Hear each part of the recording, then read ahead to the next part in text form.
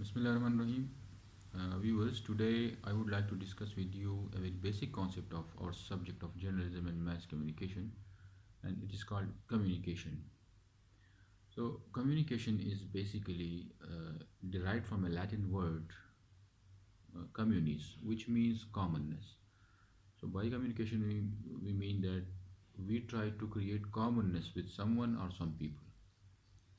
So it is in fact the exchange of ideas and information between one or two or more people. So uh, communication is defined in a number of ways by different scholars and authors in their books.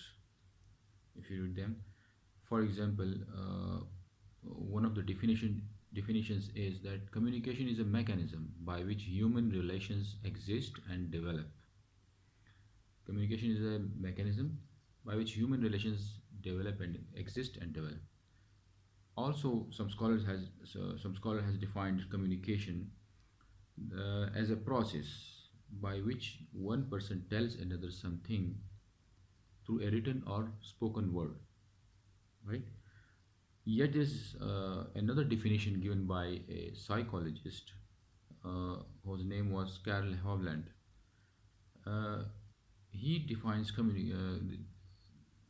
Carl Havland defines communication as a process by which a communicator transmits stimuli to modify the behavior of the communicatee.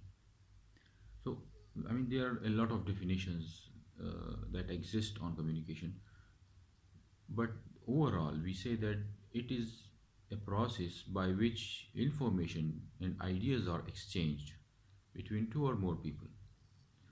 Now, we can say that there are different kinds of communication. I mean, the very first kind that comes to my mind at this time is the intrapersonal communication. By intrapersonal communication, we mean communication with the self. I mean, if I am thinking about my plans, I am thinking about my routines, uh, so I am communicating with myself. So it is intrapersonal communication. We also have an interpersonal communication. By interpersonal communication, it is a communication between two people, two persons, a dialogue between two persons on any issue, the exchange of information between two persons. So it is called interpersonal. The first was intrapersonal, and the second is interpersonal communication. Similarly, we also have a group communication. Sometimes there is a group involved in the communication process, so it is called group communication. For example, if there is a lecture, a teacher is delivering a lecture to students in a classroom, so that is a group because a group is involved. So the teacher is trying to convey information and ideas to a group in the class or anybody addressing a group of people. Is kind of when the group is involved in a communication process, so we call it group communication. There are other types as well. For example, another type of communication is extra personal communication. And extra personal communication is defined as the communication between different species of animals. Like humans, animals also need to communicate. And communication is very important for humans and animals alike. For example, uh, animals also have needs to fulfill. They need to drink, they need to eat. Animals also they also have to survive in their environments. So, for survival, communication is very important in animals. How an animal protects itself against a predator, for example, that is also important. So, communication is not only important for humans, it's also important for animals. And isolation is one of the severe forms of punishment. I mean, isolation, you can say isolation is something opposite to communication. So, if you see, if a criminal is awarded punishment by a court of law, so often uh, he or she is uh, put in isolation in a caged place. So, it is isolation is the worst form of one of the worst forms of punishment. That's why we say that communication is very important, and it plays a very important role uh, in not only in humans' lives, but it's also important for animals. So this was just about a very short, in short terms, I wanted to discuss this topic of communication, and we also have, uh, beside all these four kinds, we also have another kind of communication, which is very important.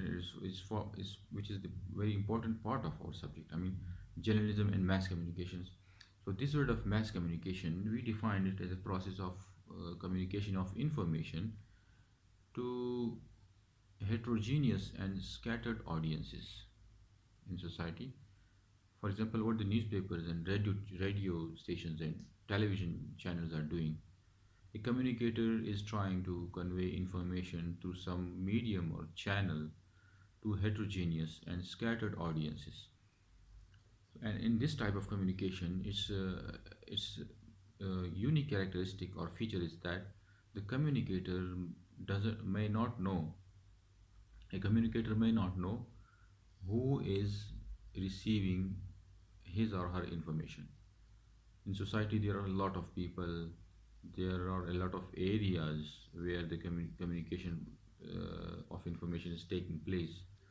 So, the communicator speaking on a radio or a television channel, or you can say writing a newspaper column or a news story in any form, in any channel or medium, that communicator doesn't know that how many people are reading, and I mean, or and what are their age groups and who they are. I mean, who are reading their stories, who are listening to their broadcast. So that is a unique characteristic of mass communication.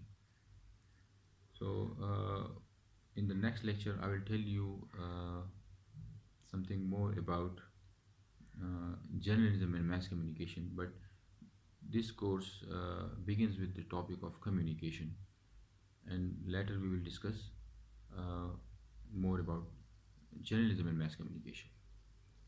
Thank you.